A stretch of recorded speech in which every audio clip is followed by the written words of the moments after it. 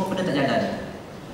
Dan sedangkan kita lihat dalam sejarah, ya, sejarah dunia ini merakamkan bahawa penyebaran agama Islam ini banyak dibantu oleh golongan-golongan muda.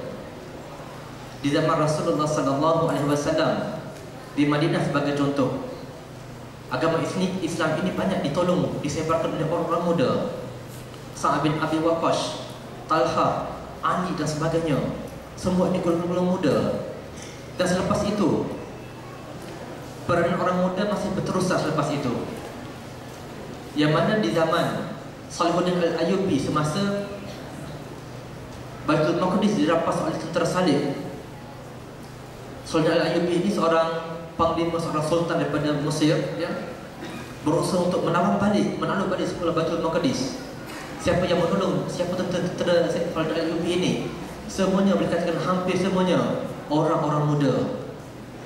Dan begitu juga dengan seorang panglima Islam, Muhammad Al-Qasim, yang membuka negara India.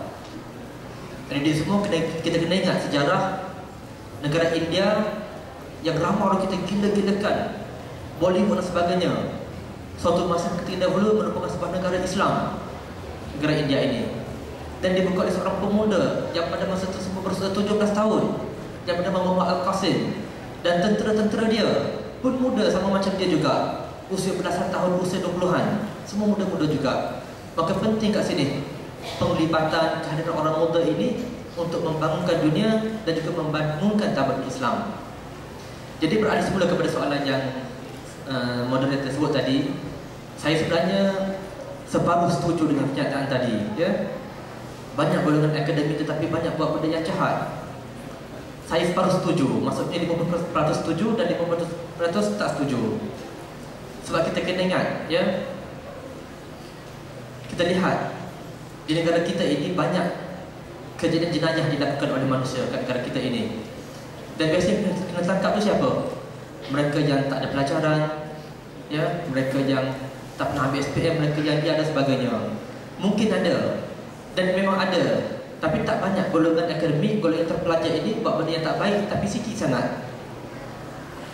Yang merempit kat luar sana, yang minum air dah betul dan sebagainya, isap pil kuda, isap ais dan sebagainya, ya. Semuanya golongan yang tak ada education. Tetapi bagi golongan yang ada pelajaran, sebab mereka menuntut ilmu secara tak langsung, walaupun bukan menuntut ilmu agama, tapi secara langsung ada nilai-nilai moral kat situ. Tetapi kita tak nafikan, ya, dia kecil hati, ya. Kita tak nafikan bahawa ada juga sebahagian golongan terpelajar ini yang buat perkara tak elok. Tetapi dia buat dalam keadaan yang sangat profesional. Sebagai contoh, doktor pun tanpa agama, belajar tinggi-tinggi, doktor tanpa agama, tetapi dia boleh buat benda yang tak baik kat klinik dia. Jual ubat batuk, ya. Kalau pesakit batuk tak apa, tapi ni pesakit tak batuk, jual satu botol dosa berlebihan untuk kepada mereka yang ketagih ubat batuk. Dan bagi mereka yang tersalah mengandung, terlanjur mengandung, doktor gugurkan kandungan. Ini antara contoh doktor yang tidak amanah. Begitu juga dengan jurutera sebagai contoh, ya. Jurutera buat bangunan sebagainya, dia tengok, dia pergi cek-cek, oh ini bahan tak menepati spesifikasi, kalau guna bahan akan runtuh. Tetapi bila token tu pemaju hulu sikit, ambil sikit, beli bawah meja, terima duit, tak apalah, lulus sign. Akibatnya bangunan boleh runtuh, stadium runtuh, masjid runtuh dan sebagainya. Akuntan begitu juga, dia ada kecerdikan dia paham benda akaun, dia belajar tinggi tetapi tak ada agama dalam diri dia boleh tipu duit syarikat, sikit-sikit kiri duit syarikat dan tak ada siapa boleh kesan, sikit-sikit kiri. Sebab apa? Sebab tak ada ilmu agama. Jadi yang kita nak kat sini seimbang dua-dua, akademik pun seimbang, agama pun seimbang. Yang kita boleh sebut sebagai qawiyul amin. Pernah dengar tak kata ini, ya? Jadi semua pernah dengar tak kata ini? Qawiyul amin, kuat, bijak, pandai kerja, cerdik, belajar bagus, amin, amanah, taat kepada agama, patuh kepada syariat Allah SWT. Dan kita boleh ambil kisah ini disebutkan dalam Al-Quran tentang kisah Nabi Musa yang disebut, yang berbunyi inna khaira man istajarna qawiyul amin. Dan ada semua, tuan-tuan semua pernah dengar kisah Nabi Musa, kan? Kisah Nabi Musa ini saya sebut kat sini, ya, yang mana Nabi Musa ini semasa di Mesir Dia tersalah buat benda, dia tak niat untuk membunuh pun. Ada pergaduhan antara orang Mesir dengan Bani Israel. Dia tolak sikit je, disebut riwayat lain sebut dia tumbuk sikit je, meninggal. Orang Mesir tersebut, maka Nabi Musa takut, dia lari diri, melarikan diri ke sebuah negeri disebut sebagai negeri Madian. Negeri Madian ini masih lagi di Mesir, ya.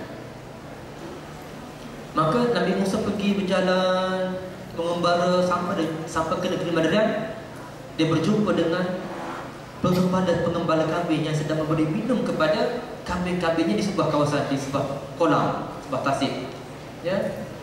Jadi nampak, dan dalam ramai itu ada 2 orang puteri, 2 orang gadis, duduk tunggu orang lain. Dia tunggu orang lain habis, sebab gadis ini dia tak nak berkepit-kepit, tolak-tolak sekali untuk berebut untuk bagi-bagi kambing minum. Dia tunggu orang lain habis terlebih dahulu. Maka Nabi Musa pergi, dia menghulurkan bantuan, dia bagi-bagi minum dan sebagainya. Maka anak 2 orang gadis ini disebut sebagai anak kepada Nabi Syuaib, ya. Dia bawa Nabi Musa balik ke rumah, dia beritahu ayah dia Nabi Syuaib. Dia kata, seboleh-boleh kita kena cari seorang pekerja, dan pekerja kita cari ini bagaimana yang terbaiknya seperti yang disebut tadi, Qawiyul Amin. Ini kata anak Nabi Syuaib. Qawiyul Amin maksudnya kuat, pandai, profesional, bijak belajar, dan dalam masa sama amin, ya. Amin ni maksudnya mahir, maksudnya taat kepada ilmu agama. Dan kita kalau kita nak macam tu lah, ya. Sebab kalau kita pandai saja tetapi agama kurang, jadi banyak berlaku yang kerosakan ke bumi ini. Dan kita lihat sebagai contoh golongan etis. Golongan etis ini, tuan-tuan muslim-muslimah sekalian, merupakan golongan yang tak mahir, yang tak percaya agama, yang tak ada agama pun, menolak kewujudan Tuhan. Apa mereka buat? Ya, mereka bijak, mereka belajar sains. Apa yang mereka buat? Ya, sebab mereka bijak tapi tak ada agama, mereka buat bom nuklear untuk merosakkan manusia, untuk merosakkan muka bumi. Mereka cipta senjata biologi untuk merosakkan manusia.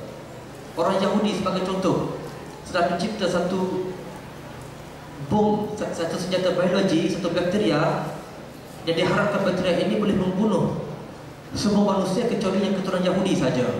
Mereka sampai kaji di peringkat genetik. Genetik Yahudi macam ni, cari satu bakteri yang boleh bunuh orang lain, tetapi yang ada genetik Yahudi tak akan mati. Sampai tahap macam tu sekali, ya. Sebab apa? Sebab mereka tak ada agama dalam diri mereka. Tetapi bagi mereka ada agama, jadi seorang doktor dia sangat-sangat amanah. Datang seorang pesakit, ya, dia mengadu, saya ni macam ni dah lama tak solat. Nasihatkan pesakit supaya solat, sebab ada amin, sifat amin dalam diri dia. Jadi seorang engineer yang tak kepada agama, buat bangunan sebagai contoh, dia pergi cek bangunan, oh ini bahaya ni, tiang ni boleh runtuh. Kalau cuba hulur duit kat dia, tak boleh. Saya seorang Muslim, saya takkan terima benda ni. Dia nasihat lagi orang yang nak rasuah dia. Accountant pun macam tu juga, ya.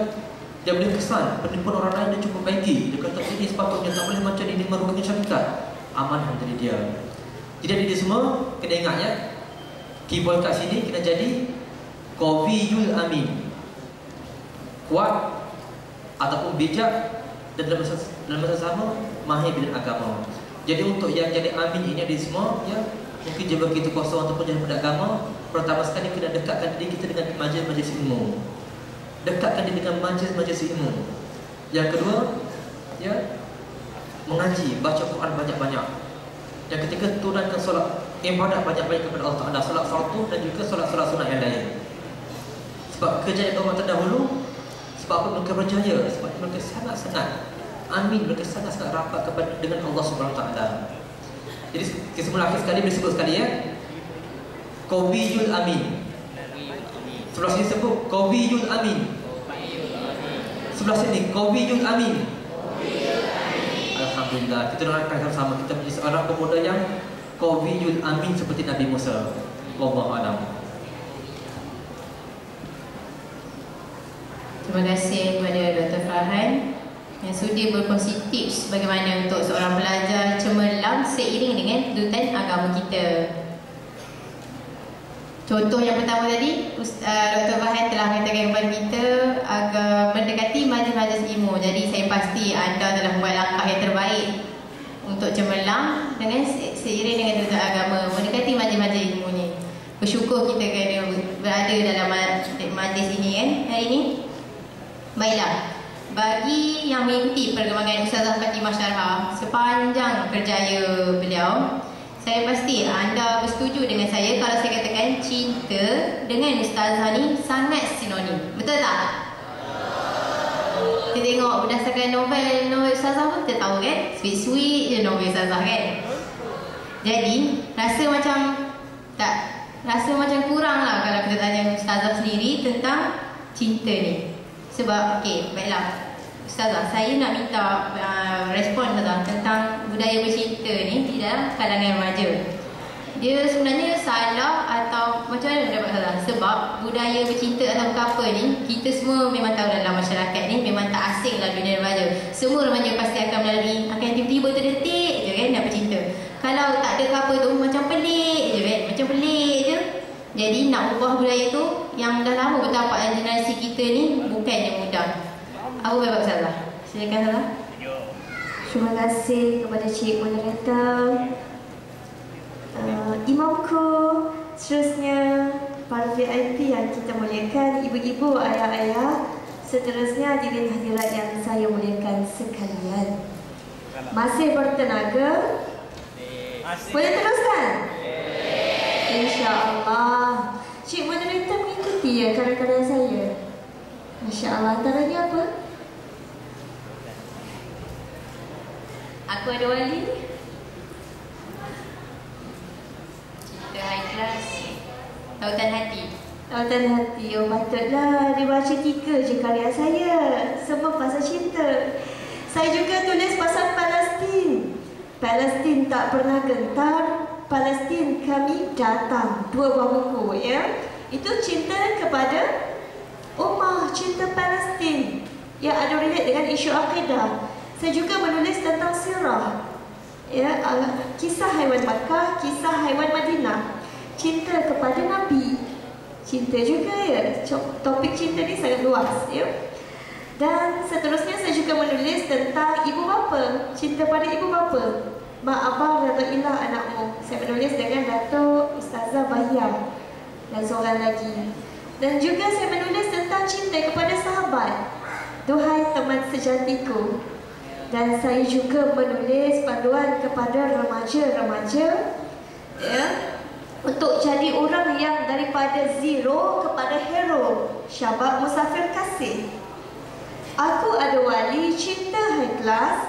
Dan seterusnya tautan hati, dia lebih merujuk kepada alam kampus.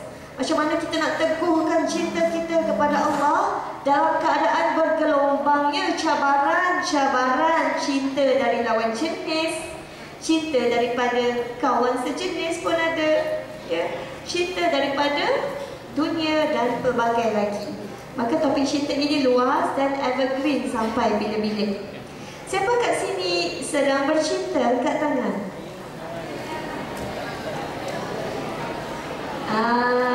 Dia luas kan? Dia bergantung kepada apa yang kita maksudkan. Yang angkat tangan tadi mungkin bercinta dengan buku kan? Dengan ibu bapa dia, dengan Tuhan dia. Baru berani tak aci. Tadi bawa gaduh kepala je. Angkatlah awal-awal. Okey, hadirin hadirat yang saya muliakan. Kata Al-Imam Hasan Al-Banna, bercinta secara halal itu halal, bercinta secara haram itu haram. Kalau kalian nak bercinta, bercintalah secara halal. Kalau peringkat sekarang kita pelajar sekolah ya, kita ada prioriti kita. Kita ada amanah nyawa yang kita nak uruskan peringkat pelajar sekolah ini yang akan bawa kesan nanti di masa depan. Setiap detik itu berharga.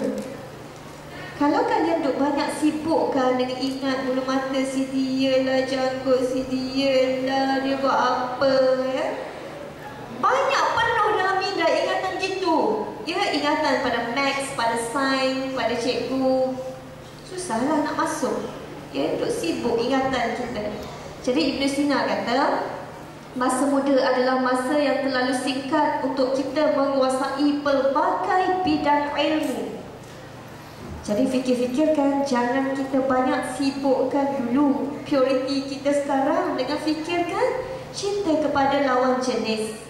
Apatah lagi cinta sejenis. Ada tak yang tidur sama sekatil, dekat-dekat? Ada tak kat asrama?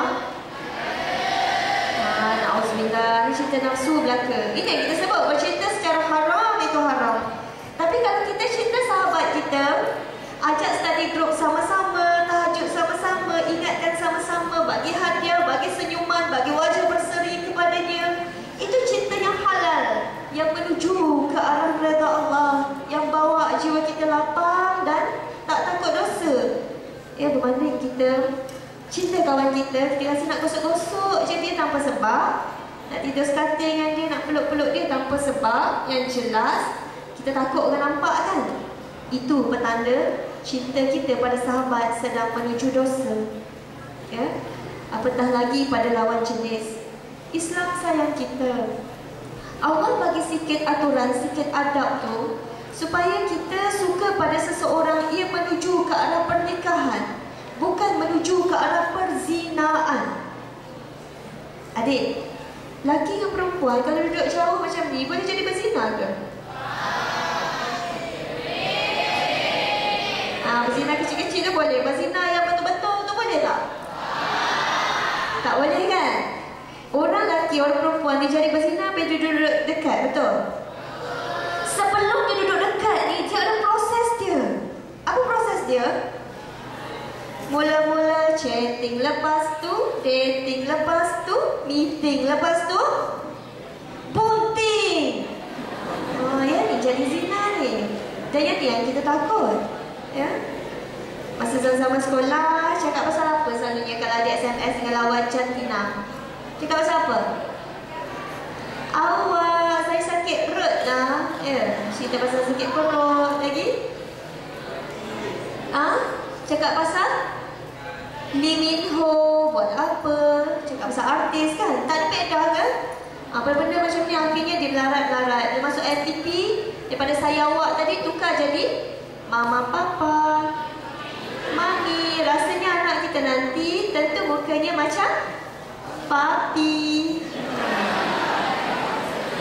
Ada. Saya nanya abang-abang ni, ada buat? Ada. Ni wajah beriman, bercahaya, lagi berseri-seri je. Tapi golongan-golongan remaja ramai kat IBT sana.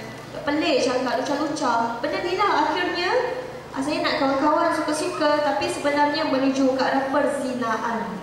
Saya nak tunjukkan satu video ya, tentang bagaimana perbualan antara Shumailah dan juga kawannya yang asyik sibuk berkapal. Dan kan kawan-kawannya sibuk menuntut ilmu. Saksikan.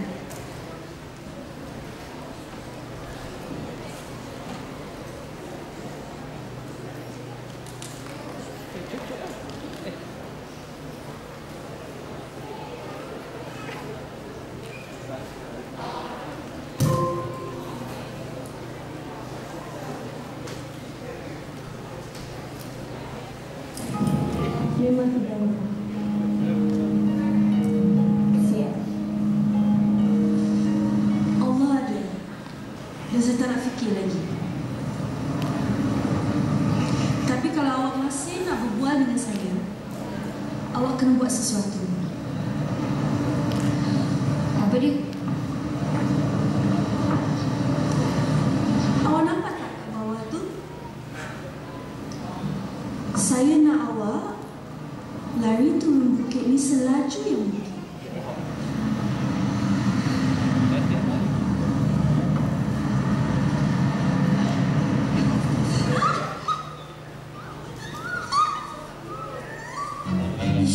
Awak ni tak nak lah. Kalau saya lari laju-laju turun bawah tu, nanti saya tergelincir, jatuh. Subhanallah. Pandai awak berawas. Awak tak nak buat sebab awak takut jatuh tergelincir. Masuk akal lah. Common sense. Begitu juga dengan cara Allah sayang kita. Dia tak nak kita dekati zina sebab takut kita terjebak. Nanti sakit bila kita bangun balik. Saya betul-betul cintakan Naim. Moga Allah cepatkan kalian menikah. Amin. Awak betul-betul berdoa untuk saya ke? Okey, cukuplah ya. Terima kasih. Awak? Boleh cari kat YouTube. Aku ada wali. Special untuk generasi muda lebih kakak. Letakkan cinta nombor 1, cinta pada yang esa. Nak menuju pernikahan, mestilah jalan itu jalan yang Allah redha. Bukan jalan yang chatting-chatting, dating-dating, lepas tu meeting bunting tadi. Tapi jalan berisik, jalan bertunang, jalan kita beristikharah, beristisyarah, mesyuarat dengan mak abah. InsyaAllah nanti pernikahan itu akan jadi lebih barakah, lebih tenang. Anak-anak generasi baru akan lebih bahagia tengok ibu ayahnya berkasih sayang. Itu natijah yang akan dapat bila kita ikut jalan yang selamat, bukan jalan maksiat. Best tak best? Ikut Islam, hidup lebih best, lebih bahagia, lebih enjoy insya-Allah. Wallahu a'lam. Terima kasih kepada Ustazah Fatimah Syarah. Betul tu. Bercinta secara halal, halal bercinta secara haram, haram semat dalam hati kita semua. InsyaAllah. Baiklah. Sekejap je rasanya. Sekarang dah pusingan ketiga. Pusingan yang ditunggu oleh para hadirin sekalian kan, untuk bertanyakan soalan. Cepat-cepat mana lagi soalan ni? Okey, sebelum itu saya ulang dulu nombor yang boleh anda hantar soalan anda. Okey, 013 987 3455. Okey, diulang 013 987 3455. InsyaAllah dengan izin Allah, Ustazah dan Dr. Bahan boleh menjawab soalan para hadirin sekalian.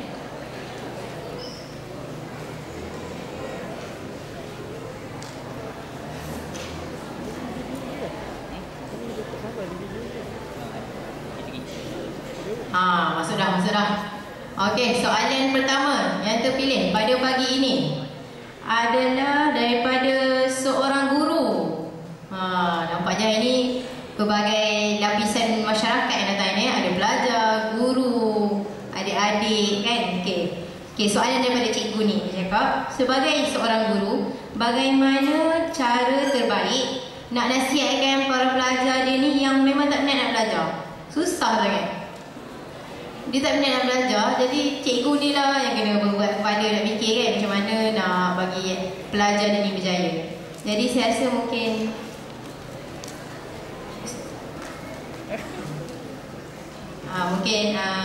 sebentar lagi Ustaz Azhar boleh menjawab.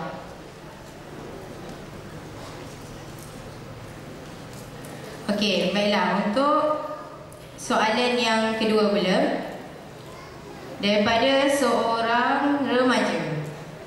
Okey, dia cakap macam ni. Kadang-kadang dalam kehidupan ini dia akan ada berlaku konflik antara nama sebenarnya, berlaku konflik perbezaan nilai lah antara dia dengan ibu bapa dia. Jadi nak minta pandangan panel, macam mana dia nak tangani benda ni? Sebab biasalah pandangan remaja dengan pandangan orang yang lebih dewasa ni kan mesti berbeza. Jadi mungkin dia nak tahu macam mana cara nak tangani kan.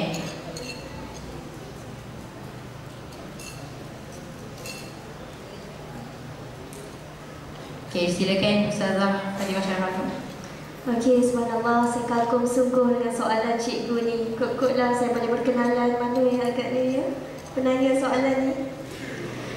Dia bukan sekadar lepas tugas dia mengajar, tapi dia nak anak-anak murid dia tu ada minat nak belajar. Maka datanglah cetusan soalan seumpama ini. Masya Allah. Hadirin hadirat yang saya muliakan, ya, sama ada guru nak dekati anak-anak pelajar dia ataupun kalian sebagai pelajar sendiri, bagaimana nak bina satu tabiat daripada kita tak suka benda tu kepada suka dan jatuh cinta pada benda tu. Dia perlukan latihan. Tips yang sangat penting. Kalau kalian amal, tengoklah 5 tahun nanti kalian jadi orang yang bagaimana. Orang yang pasti lain daripada hari ini. Baik, setiap tabiat tu dia biasanya diperlukan masa untuk kita jadikan ia darah daging kita. Maka cuba kalian letak target. Biasanya sesuatu tabiat tu akan melekat dalam diri kita bila dia melalui target masa lebih kurang 21 hari. Ada kajian menyebut. Ya. Maka letakkan diri kalian, saya sekarang dalam program, dalam tarbiyah. 21 hari ini saya ada target. Seminggu yang pertama, target saya nak bina dulu hubungan saya dengan Allah. Sebab Allah tu sumber motivasi. Bila kita ada Allah dalam hidup kita, kita buat apa saja kita jadi confident, bermotivasi. Ya, sama ada guru nak target anak murid ataupun murid nak target diri sendiri, letak target begini yang sangat praktikal. Kalau mampu lagi target sebulan. Sebulan ni nak banyak sebut Allah, banyak bina hubungan dengan Allah. Bukan makna kata sebulan ni saja, tak. Tapi sebulan ni kita target yang ni je dulu. Benda lain tu kita target lepas ni. Sebab ikut kajian, kalau kalian pecahkan benda-benda yang kalian target itu kepada juzuk-juzuk kecil dan dibuat secara terancang, berperingkat, berperancangan, dia jauh lebih mudah dicapai berbanding kalian terus target nak jadi orang hebat terus tapi tak tahu nak start dengan mana dulu ni. Kita start dengan bina kita dengan Allah dulu. Solat kita, ataupun ada tak benda haram yang masih kita buat. Pelajar lelaki ada isap rokok. Kalau kita nak tanam kebaikan dalam diri, kena tebas dulu lalang-lalang kejahilan yang masih duduk dalam diri. Macam kita nak buat ladang, kan banyak pokok-pokok lalang, pokok-pokok tak guna kan yang ada kat situ. Kita nak tanam pokok-pokok berfaedah yang ada buah, ya maka kena tebang dululah pokok-pokok yang lalang-lalang tadi, baru boleh tanam. Dalam diri kita, jiwa kita pun begitu. Ya, cuba letak target. Yang kedua, letak target minggu seterusnya. Cikgu letak target untuk jadi cikgu yang lebih tenang. Kita tengok anak kita penuh dengan ragam kerenah dan masalah. Jangan jadi problem talker, tapi jadi problem solver. Dia buat masalah macam mana pun kita tak adalah nak merintih sangat, nak bercakap sangat, sebarkan sangat masalah dia tu. Tapi kita lebih kepada fokus fikirkan solusi. Macam mana saya nak dekati dia, menangi hati dia, buat dia suka kat saya, buat dia sayang dekat saya. Mungkin boleh fikirkan untuk bagi hadiah. Kadang-kadang kita perlu duduk je. Duduk, tanya khabar dia, khabar mak abah dia, ya, khabar pelajaran dia. Dia rasa dia ambil berat. Dia rasa cikgu ni tenang walaupun dia ni banyak buat salah, tak buat assignment, tak buat kerja sekolah. Tapi cikgu ni tenang je, datang dekat dia, senyum dekat dia. Ketenangan itu boleh menyebabkan hati manusia yang keras tadi boleh jadi cair. So target seminggu ni, dia buat ragam macam mana pun, dia pecahkan kereta kita ke apa ke, kita nak tunjuk akhlak tenang. Tenang. Dengan anak pun sama, anak-anak kecil ni. Kalau kita cuba tunjuk akhlak kita yang jerit-jerit, biasanya dia tak akan dengar apa yang kita kata. Kita tunjuk akhlak tenang. Minggu seterusnya, cuba target akhlak dengar. Selagi kita tak tadahkan telinga mendengar apa masalah dia, kita tak akan tahu cara dia berfikir, kondisi dia, keadaan keluarga dia, ya, psikologi dia, fikrah dia, kawan-kawan dia bagaimana. Maka kena duduk 1 minggu tu target dengar. Banyak lagi sebenarnya, tapi ini 3 yang utama. Bina dulu ma'iyatullah, letak target berapa hari. Lepas tu bina kita ni kena banyak tenang. Yang kedua. Yang ketiga, nak bina diri ni jadi orang yang lebih beraura, kita kena banyak dengar. Dengan mendengar itu akan tersingkaplah banyak nanti persefahaman antara cikgu dan juga anak murid. Ya, bahkan persefahaman antara ibu dan juga anak. Maka hubungan akan jadi lebih akrab dan intim. Perubahan yang kita harapkan pun insya-Allah akan lebih tercapai, mudah-mudahan. Okey, soalan kedua mungkin cik abang saya nak jawab, silakan. Bismillahirrahmanirrahim. Terima kasih kepada yang bertanya. Jadi mungkin sedikit nak sentuh tentang cikgu, cikgu yang sangat bermotivasi tinggi, yang dirasa tanggungjawab untuk mendidik anak murid tadi. Sebab masa sekolah dulu tak banyaknya ramai cikgu yang baik-baik, tetapi ada segelintir cikgu yang orang kata mengajar papan hitam. Dekat papan hitam tulis sampai cakap ni formula kimia sebagainya. Anak murid kat belakang tak kisah, nak main, nak baca buku, pada tak pada terpulang pada kamu. Mengajar papan hitam je tulis, okey sudah habis sudah. Jadi apa, faham tak faham, tak kisah, pulang pada kamu. mungkin ada juga, tapi tak banyak lah. Tetapi banyak cikgu yang saya jumpa yang ada motivasinya, rasa tanggungjawab untuk mendidik anak murid dia, termasuk cikgu yang tanya tadi, alhamdulillah. Jadi kami bukan daripada bidang pendidikan ya. Kami cuma boleh mengajar teori saja. Tetapi secara realitinya cikgu lebih faham sebenarnya, lebih tahu tentang realiti antara anak murid semua. Cuma saja saya nak bagi pendapat saja ya. Dalam mendidik anak ini, sebab saya pernah ya baru saja habis kira tak baru jugalah ya, kira lama juga dalam 7 tahun lepas, baru habis pelajaran di kampus ya, 2007. Dan semasa di kampus ini saya boleh lihat bagaimana cara pendekatan pensyarah. Yang mana ada satu pensyarah ini yang tua dah, profesor ni, dia mengajar ni banyak pujian.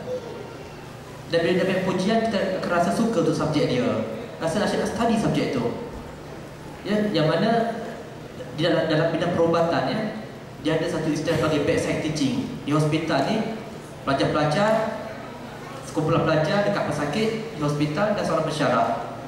Pensyarah ni yang baik, dia dah puji saja. Dia tunjuk, what is this? Dia tunjuk mungkin bisul lebih kurang ya, penyakit kulit. Kita nak jawab, tegak-tegak jawab, this is macam ni. Dia kata, dia pun kait, okay, very good. Kita jawab tak betul pun, CPC dia puji, very good, you are very excellent, very good student. Kita rasa naik motivasi kita. Tetapi ada tak pensyarah yang asyik kutuk saja, maki saja, sampaikan kita rasa bosan dengan tayu tersebut ya. Sebagai contoh satu pensyarah ni, bila pelajar ni, bila tak dapat jawab soalan dia marah, kamu ni bodoh macam kambing. Dan dia bedside teaching, dia tanya setiap orang, tapi pesakit tanya setiap orang. Ini boleh jawab, dan ada sudah tak boleh jawab, dia marah. Dia kata, kau makan nasi, dia makan nasi, tapi kenapa dia boleh jawab, kau tak boleh jawab? Kau makan Maggi ke? Sedap dia bagi. Jadi pelajar kena tu rasa tak ada motivasi nak belajar. Jadi hal sama saya rasa mungkin diaplikasi kepada pelajar di sekolah ya. Banyak pujian ya. Jumpa dengan dia, tengok apa yang baik saja. Puji dia, motivate dia untuk belajar dengan lebih baik ya. Nah, seterusnya soalan mengenai konflik perbezaan dengan ibu bapa ya, anak ibu bapa. Jadi saya tak pasti konflik pasal apa disebut kat situ. Pasal apa tak tahu ya. Jadi saya bagi secara umum lah ya. Sebab konflik ada banyak. Dan kita kena ingat bahawa setiap manusia ini pendapat tentu sekali akan berbeza pendapat. Kita dengan adik-beradik pun berbeza pendapat. Kita dengan mak ayah apa sahaja akan berbeza pendapat sebab zaman tak sama. Bahkan ada kembar yang kembar seiras pula tu berbeza kat pendapat. Bahkan antara diri kita sendiri pun berbeza pendapat dari kita sendiri. Sebagai contoh ya, saya seorang doktor jumpa kat klinik. Hari ini saya jumpa seorang pesakit, sakit sama, umur sama sebagai buat ni. Esok saya jumpa pesakit lain, tetapi umur sama, sakit sama juga, sebagai antibiotik lain. Dua-dua betul. Semalam pendapat saya lain, hari ini pendapat saya lain. Antara diri kita sendiri pun berubah pendapat, sering berubah pendapat. Apatah lagi antara kita dengan kembar, kita dengan adik-beradik, apatah lagi kita dengan ibu bapa. Sebab itu kita kena melihat konflik apa kita dengan ibu bapa. Secara umumnya, katakan konflik itu konflik yang kecil saja. Konflik kecil saja yang berbentuk keduniaan.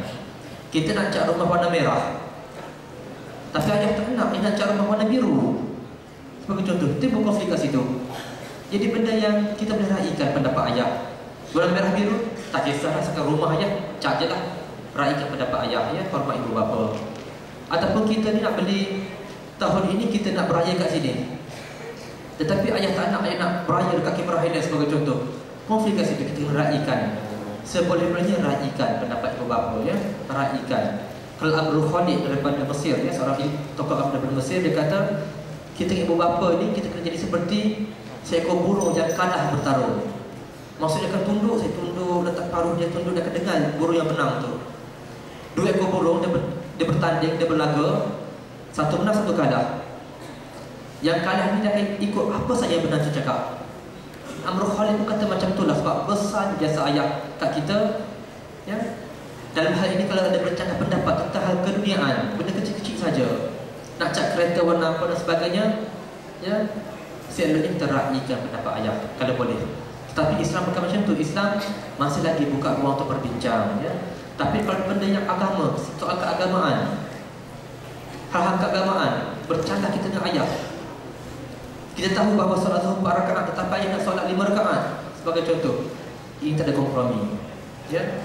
Sebab di hal keagamaan kita kena ikut yang betul. Ya. Tetapi kalau hal keduniaan, kalau boleh kita jaga hati bapa.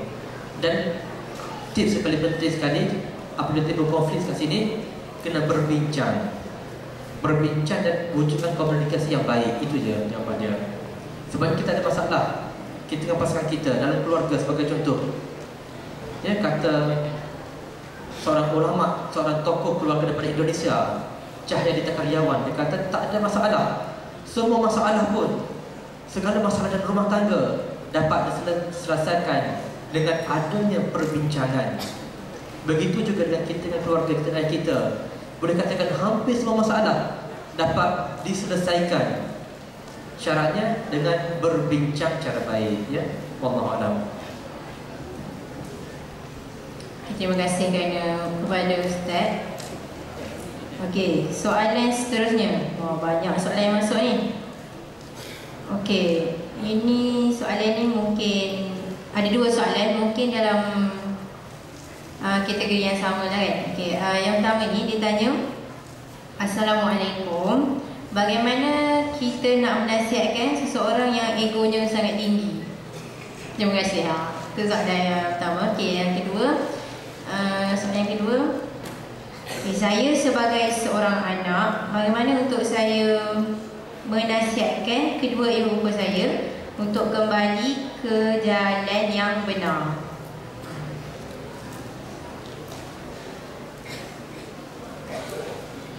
Silakan saya.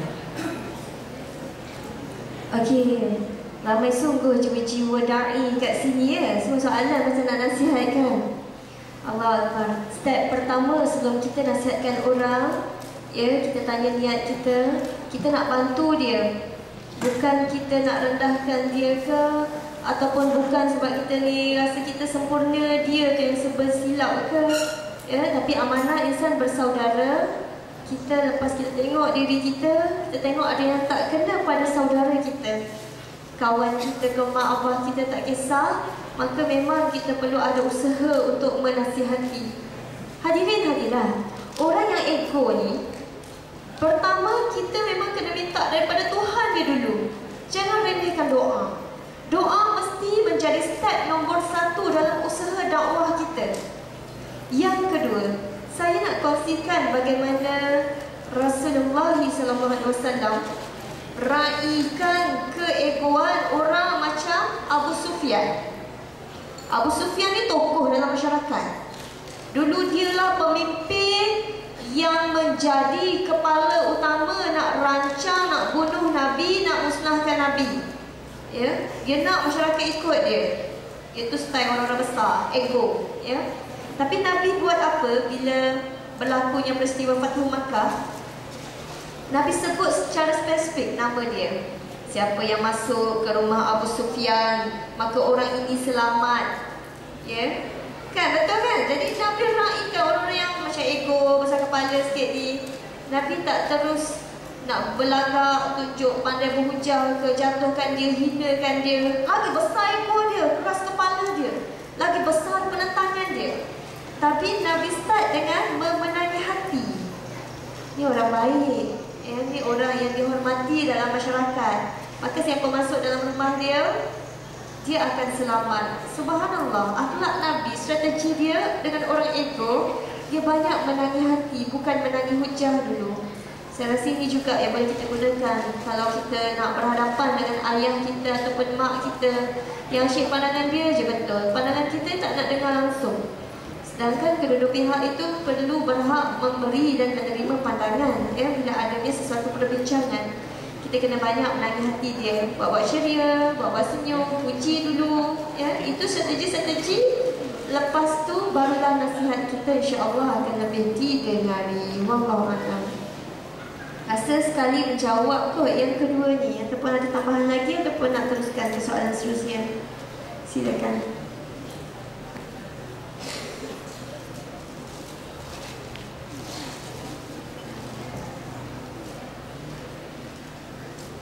Okey, mungkin untuk soalan seterusnya.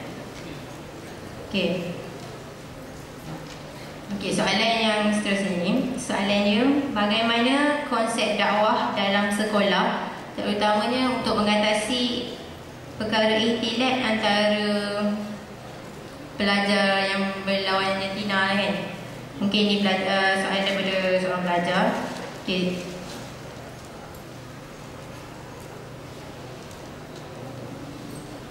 Okey, soalan ni pula mungkin berbeza peringkat lah, kerana soalan ni mungkin daripada seorang ayah, seorang suami dan seorang keluarga. Okay, Assalamualaikum. Bagaimana kalau lelaki sudah berkahwin tetapi gagal dalam menangani soal nafkah dan kewangan? Kerana duit bukan segalanya, tetapi segalanya perlukan duit. Mohon pencerahan daripada Dr. Farhan.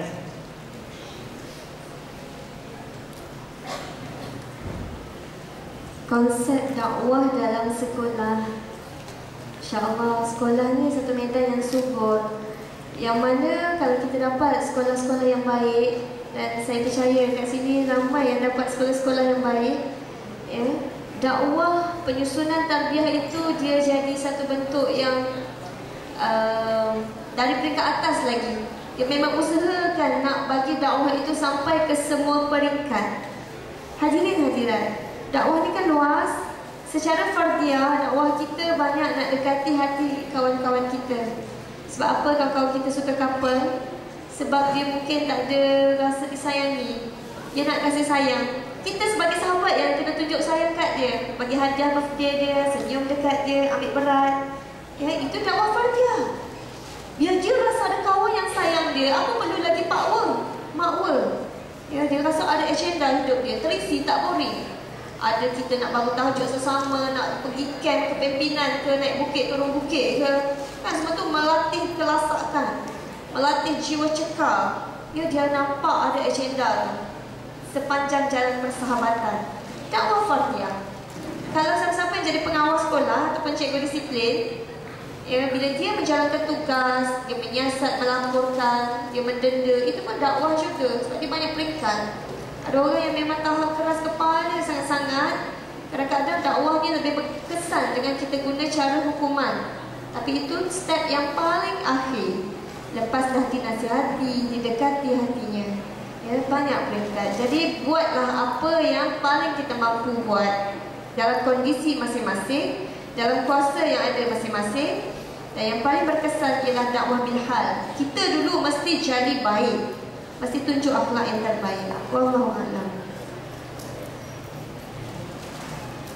Bismillahirrahmanirrahim. Terima kasih kepada saya rasa mungkin orang dewasa ataupun ayah yang bertanya je tentang masalah kewangan, masalah nak beri nafkah, yang mana kenyataannya ialah duit bukan segalanya, tetapi segala-galanya memerlukan duit.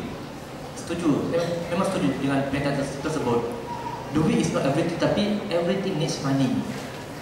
Jadi tuan-tuan yang muslimin, muslimat yang dirahmati Allah sekalian, ya, jawapan saya ini bukan kepada bapa-bapa, ayah-ayah, ibu-ibu, tetapi kepada untuk adik-adik semua. Bila besar nanti penting untuk kita menguruskan kewangan. Jadi kita kena sedar, ya, bahawa kadang-kadang kita rasa tak cukup tu bukan maksudnya duit kita, pendapatan kita ini sikit. Mungkin banyak, tetapi cara kita menguruskan dia. Ada seorang sahabat saya, dia kerja Petronas, yang gajinya mungkin saya rasa agak banyak juga lah, ribuan juga lah. Dia baru jumpa dengan saya sambil garuk kepala, serabut kepada dia. Orang tak ada duit kan. Baru saja yang bila sekolah baru buka dalam bulan 1 hari itu, sambil isap rokok, dia minta pinjam duit saya 100. Dia kata macam, dia kata Asyik tak sempat, dia kata Asyik tak cukup je duit, dia kata. Sambil isap rokok, hembus kat saya sekali. Saya pun kena asap sekali. Saya kata kat dia, ya, yang kamu isap tu apa? Rokok. Ya, rokok tu berapa banyak kamu isap sehari? Berapa banyak? Dia kata sebungkus. Sebungkus berapa dah sebungkus? Mungkin saya tak tahu harga, mungkin RM10, mungkin RM15, ya, sehari habis. Kalau sebulan berapa dah? Sekurang-kurangnya 300-400 kena jimat tanpa rokok. Boleh dia mengambil tanda duit dalam masa sama dia isap rokok, ya. Sebab apa? Sebab masalah dia tak pandai uruskan. Dan jangan terkejut kalau saya beritahu, seorang pakar, doktor pakar, di hospital swasta yang bergaji RM50.000. Sebulan dia dapat RM50.000, tetapi tak cukup. Tak cukup, tak pasal hutang. Sebab apa? Sebab tak pandai urus. Dia beli kereta Audi, beli rumah banglo 2 tingkat, beli rumah banglo besar untuk ayah dia, beli rumah banglo besar yang jutaan ringgit, sampai bulan-bulan dia kena bayar RM55.000. Sedangkan pendapatan dia baru saja RM50.000. RM5.000 tak cukup. Sebab apa? Sebab tak pandai uruskan. Ya, tak pandai uruskan. Ya, sebab itulah ada setengah orang tu gaji dia RM1,500 sebulan tetapi cukup sebab dia pandai uruskan. Ada orang gaji RM6,000 tapi tak cukup sebab tak pandai uruskan. Ya, ada setengah orang gaji RM6,000 tetapi pendapat perbelanjaan dia setiap bulan RM6,500. Ia ni RM1,500 gaji, tetapi perbelanjaan dia RM1,000 sebulan. Rasa-rasanya lagi 10 tahun sampai lebih kaya. Dia gaji RM1,500 lebih kaya. Walaupun RM1,500 gaji dia, tapi dia pandai uruskan. Tak berhutang dan sebagainya, pandai cemat-cemat sebagainya. Ya, dia yang lebih survive, dia lebih tenang hidup dia, tak berhutang sebagainya, dia akan jadi lebih kaya kelak nanti. Sebab itulah dalam soal kewangan ini, ya, kita mungkin, ya, secara umum lah, ya, secara umum, kita rasa tak cukup tu, kita kena kaji balik. Adakah duit itu tak cukup, gaji kita tak cukup besar, ataupun kita tak pandai uruskan? Kaji balik, ya. Besar kemungkinan gaji yang kita tak cukup. Saya ada seorang yang saya kenal daripada Myanmar, daripada Burma, orang Rohingya, kerja kat situ, tukang kat buku je. Gaji dia 700 sebulan. 700 sebulan kalau kita nak makan apa? Ustazah, ya, moderator, 700 sebulan kerja, gaji kerja kat buku nak makan apa? Tapi dia pandai uruskan. Dia ada 4 orang anak. Pergi sekolah tak ada masalah, cukup sebab pandai uruskan, ya. Jadi pertama sekali pengurusan itu sangat-sangat penting. Ya, isap rokok, kaji balik berapa rokok, berapa jumlah duit kita lakukan untuk rokok. Ya, yang mungkin, ya, mungkin seorang itu rasa tak cukup duit, tapi setiap bulan dapat duit gaji, cepat-cepat pergi tengok wayang. Minggu depan tengok wayang lagi. Wayang tu semua perlukan tiket. Lepas tengok wayang, kena beli jagung. Tu tak jagung dia tu, popcorn tu. Lepas beli popcorn kena beli Pepsi, gelas besar untuk tengok wayang. Berapa dah habis. Balik tengok wayang, beli komik, majalah manga, majalah gila-gila sebagainya, letak kat rumah. Berapa dah habis. Ya, tak cukup. Sebab tu tak cukup, ya, sebab banyak kita daburkan kepada benda yang tak sepatutnya. Itu pertama, kena pandai uruskan. Pandai uruskan pendapatan kita. Yang kedua, untuk kita cari kekayaan ini, ya, kita kena ingat harta ini milik siapa? Milik Allah, ya. Yang beri harta kat kita ni siapa? Allah Subhanahu Wa Taala. Jadi untuk kita mendapat keberkatan dalam harta kita, untuk kita cukupkan dalam harta kita ni, untuk kita rasa cukup, ya, dapat berkat rasa banyak harta kita ini, kena dekatkan diri kepada Allah Taala. Jadi antara tips yang bagusnya adalah kita jangan tinggalkan solat duha. Sebab solat duha tu doa dia, kau baca balik doa dia macam mana? Allahumma innaka rizki fis sama'i fa'anzilhu. Kalau rezekiku di langit maka turunkanlah. Jika rezekiku di bumi kurangkanlah. Yang jauh dekatkanlah, yang susah mudahkanlah, yang haram sucikanlah. Solat duha ni, ya. Sebetulnya kata ulama, ya, kalau kita tertinggal solat duha ini, umpamanya kita tertinggal, kita kehilangan segunung emas. Macam tu umpamanya. Ya, amalkan solat duha. Yang kedua, kerapkan baca surah Al-Waqi'ah. Baca surah Al-Waqi'ah banyak. Nabi kata, jika kita kerap amalkan surah Al-Waqi'ah ini, insya-Allah kita akan terhindar daripada kebapaan, terhindar daripada jatuh papa ke dana. Yang ketiga, ya, pada peluang ni, tuan-tuan, makcik-makcik semua, ya, abang semua, ada peluang, pergilah ke tanah suci untuk tunaikan umrah, doa pada Allah Taala untuk dapatkan rezeki. Sebab matematik dalam Islam ini tak sama dengan matematik kita kira kalkulator. Kita fikir pergi umrah habis sampai 6,000, 7,000.